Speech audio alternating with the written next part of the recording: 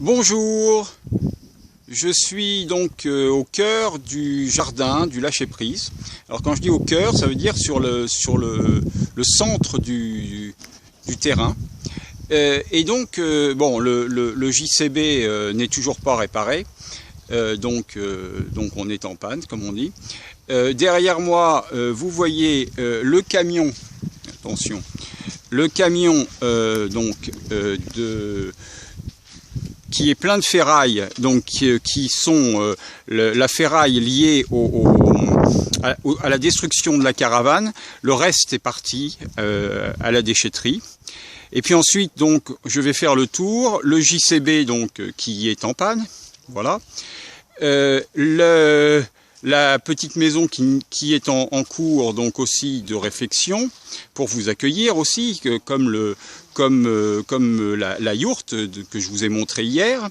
Et puis, en fait, là, je vais vous montrer quelque chose d'autre.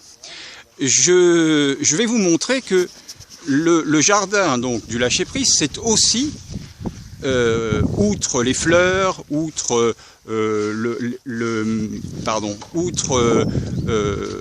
la campagne qui se trouve autour. Donc je vais vous montrer la campagne. Je vous ai montré la partie nord hier, et aujourd'hui je vais vous montrer la partie donc du sud.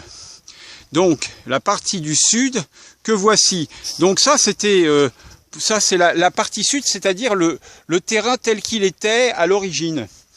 Donc je vais monter et je vais vous montrer autre chose, parce que hier je vous ai parlé du fait que l'eau était maison. Alors en fait tout ça c'est une histoire de cuve, et c'est une histoire de pouvoir garder l'eau de pluie dans une cuve qui sera posée. Oh là, c'est très gadouilleux. D'ailleurs c'est la raison pour laquelle vous allez voir demain, je vais vous faire une autre vidéo avec la matière que j'ai par terre, qui est de la glaise, qui est la terre glaise.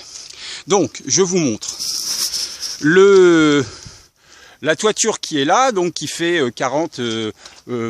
qui fait en fait 24 et 46 mètres carrés, voilà. Ensuite, ici, nous aurons la cuve qui va arriver, qui n'est pas encore arrivée, parce que franchement, mettre de la cuve sans avoir de gouttière pour récupérer l'eau, ça sert à rien, à part prendre le risque de se la faire voler. Ce n'est pas nécessaire. Ensuite, qu'est-ce qu'il y a? Eh bien, il y a...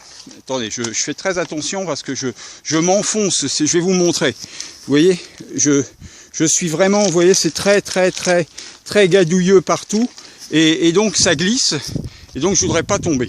Alors, donc, en fait, on est en train de faire une tranchée, qui est ici, voilà, et cette tranchée, donc, va descendre tout le long du terrain. Ah bah voilà, bah comme ça maintenant je suis pieds nus, je viens de perdre ma chaussure. Attendez, bougez pas, je remets ma chaussure. Bon voilà. Donc je continue.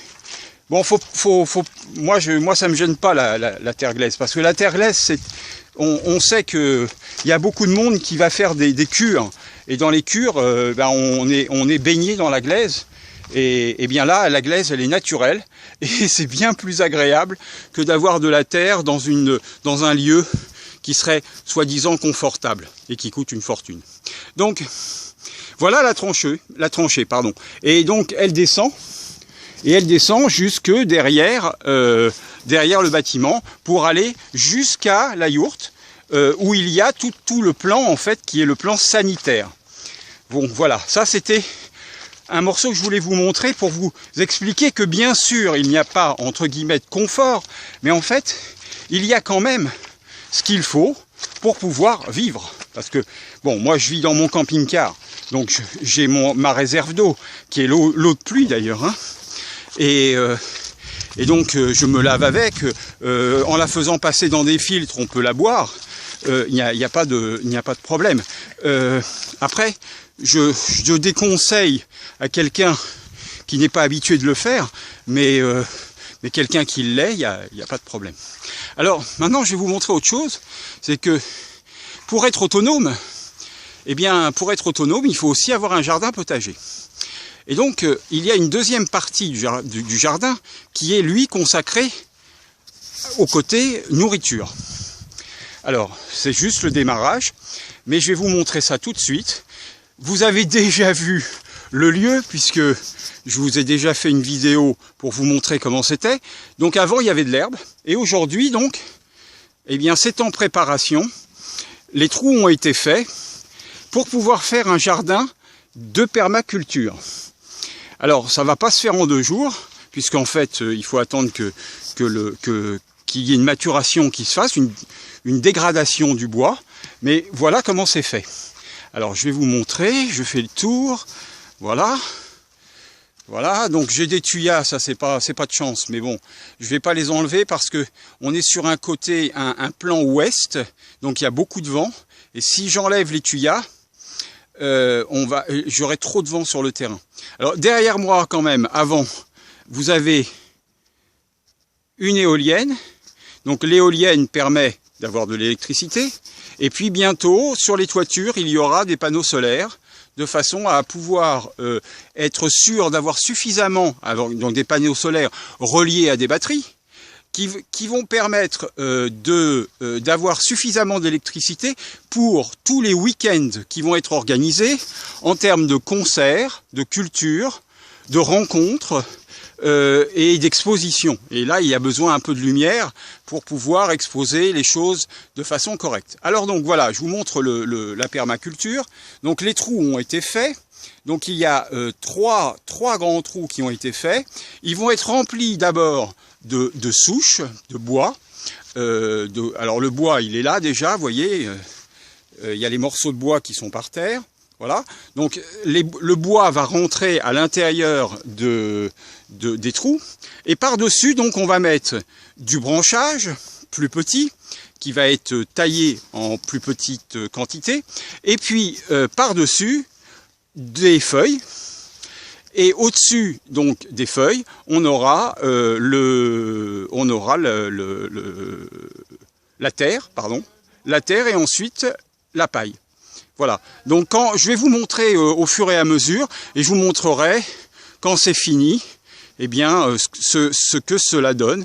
Là, vous voyez, on a encore le bois qui est dessus, et ça me rend vraiment heureux parce que c'est un projet qui me tient à cœur, et j'ai hâte vraiment de voir ce projet avancer et surtout être concrétisé pour avoir cette fameuse ouverture au mois donc de mai, au mai prochain, où nous aurons les premières manifestations le week-end, du vendredi soir au dimanche, et votre accueil du dimanche au vendredi matin. Voilà, je vous remercie, je vous dis à demain, et portez-vous bien, soyez heureux. C'est pas grave qu'il pleuve. Quand il pleut, c'est que la terre s'enrichit, la végétation est heureuse, et les animaux aussi. Et donc nous, on est des animaux aussi en quelque sorte. Donc soyez heureux, et je vous dis à demain. Au revoir.